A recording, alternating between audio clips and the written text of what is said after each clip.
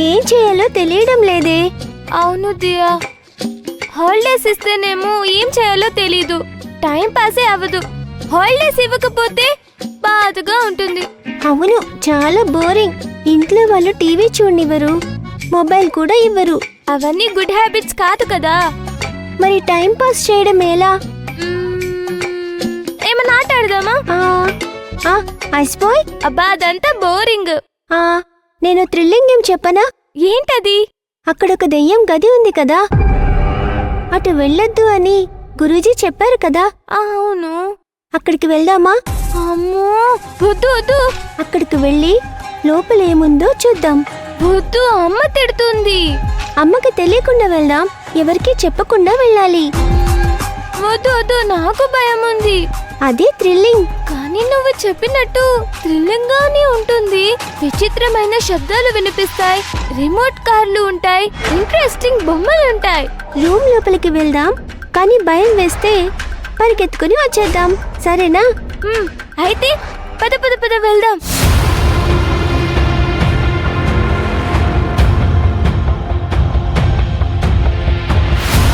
అయ్యో, లాక్ వేశారే. వెళ్ళి ఒక రాయి తీసుకొనిరా, ఈ తాళం పగలకూడదా. వెళ్ళు వెళ్ళు వెళ్ళు. సరే సరే. త్వరగా రా. ఇవ్వు ఇవ్వు. ఏ ఆగు,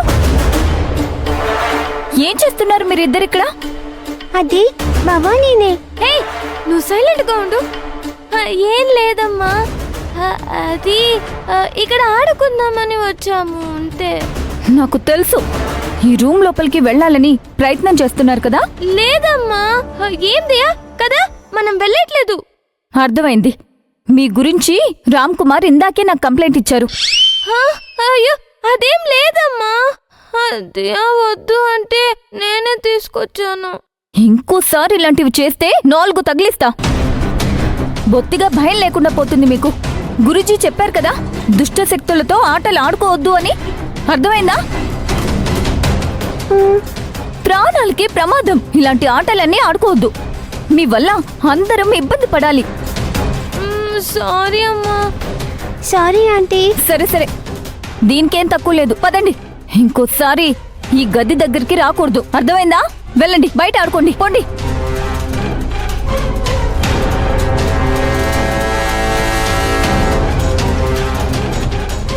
శివగామి,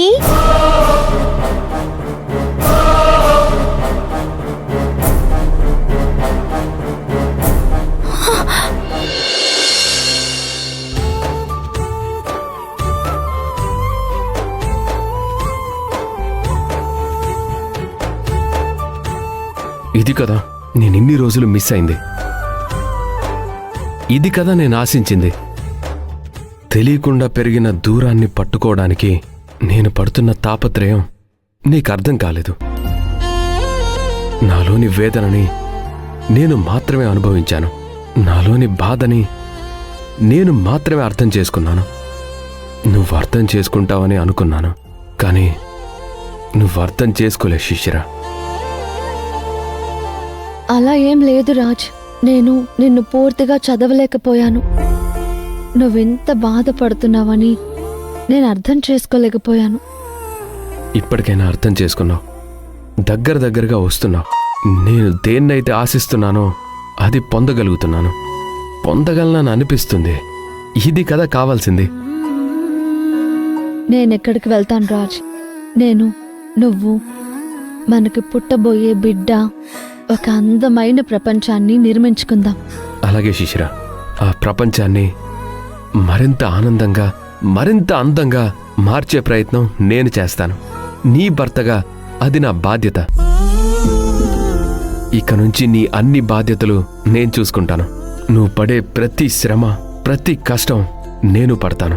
చక్కగా తింటూ ప్రశాంతంగా ఉండు. బాధ్యతలు అన్నాను, ఆస్తి గురించి మాత్రం అడగలే. దాన్ని మార్చి నా పేరు మీద పెట్టమని అస్సలు నిన్ను అడగను, ఓకేనా? దీంట్లో బలవంతం ఏమీ లేదు రాజ్. నేను ఆల్రెడీ డిసైడ్ అయ్యాను నీ పేరు మీదకి ఆస్తి మార్పించాలని.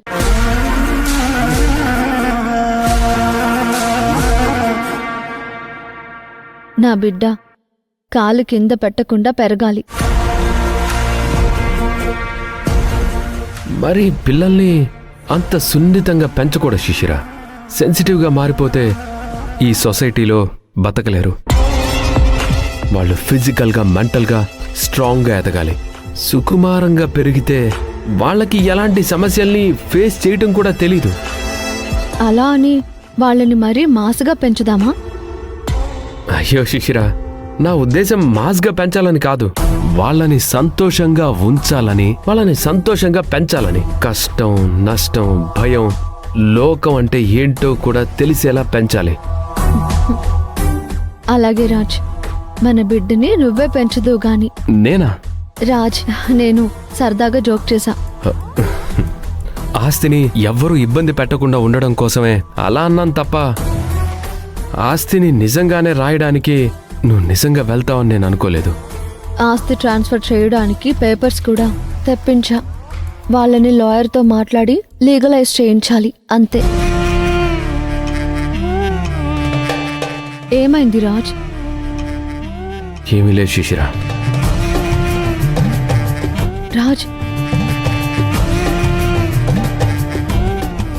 నువ్వేడుస్తున్నావా? అదేం లేదు శిశిర, నాకు నా పాత రోజులు గుర్తొచ్చాయి. నేను అనుభవించిన కష్టాలు, అనుభవించిన బాధలు గుర్తుకొచ్చాయి.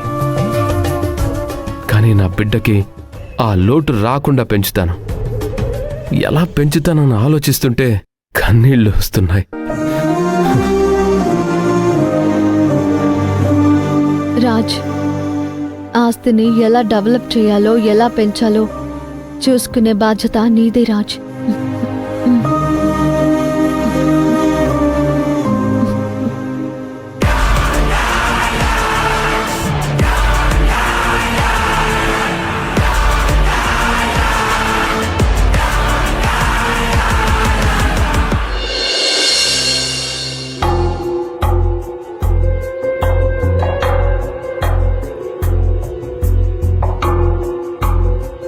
వైష్ణవి, వైష్ణవి, ఏంటి మేడం? పిల్లలు ఎక్కడైనా కనిపించారా? ఆడుకోవడానికి వెళ్ళారు, కానీ ఇప్పుడు ఎక్కడున్నారో తెలీదు. వాళ్ళు ఎక్కడికెళ్ళి ఆడుకుంటారో తెలుసు కదా? తెలుసు మేడం.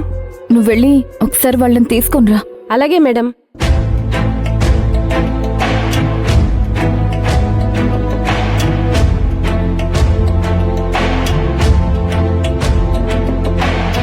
మేడం, ఎందుకు రమ్మన్నారు? ఏదైనా విషయం మాట్లాడాలా? అవును తులసి గారు. ఏమైంది మేడం? ఏదైనా సీరియస్ మ్యాటరా? అవును,